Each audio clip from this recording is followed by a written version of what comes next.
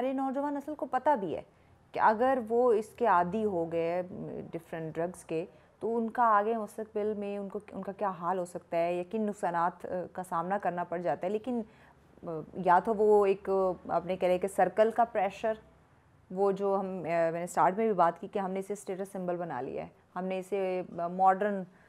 کہلوانے کا ایک اس کو ایک آپشن یہ رکھا ہوا ہے کہ جب تک یہ چیز ساتھ ہوگی ہم ماڈرن نہیں کہلائے جائیں گے. تو انہی چیزوں، وہ سوسائٹی پریشر یا ان چیزوں کی وجہ سے ہم اس میں انوالو ہو جاتے ہیں. ڈفرینٹ ریزنز ہیں. کیونکہ ڈیفینیٹ سی بات ہے کہ کچھ جو ہے وہ ایکسپیریمنٹل یوز کے لیے کریں گے،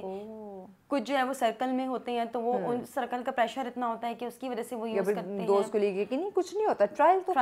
وہ ٹرائل کے چکروں میں اور کچھ غلطی سے لگ جاتے ہیں، کچھ کو پتہ ہوتا ہے تو بھی لگ جاتے ہیں. لیکن اگر ان ساری کو ہم ایک لائن میں رکھیں اور اس کے نقصان اور اس کے افیکٹ کو ہم ایک سائڈ پہ رکھیں تو یہ چیز یہ ہے کہ آپ بے شک اپنی مرضی سے کر رہے ہیں یا کسی کی مرضی سے کیا یا غلطی سے کر دیا ہے، تو پلیز جس ٹائم آپ کو یہ چیز سمجھ آ جاتی ہے یا فیملی ممبر کو یہ چیز سمجھ آ جاتی ہے یا کلائنٹ کو خود یہ پہلی اسٹیج پہ سمجھ آتی ہے تو فوراً سے وہ اپنی لائف کے لیے ڈیسیجن لے.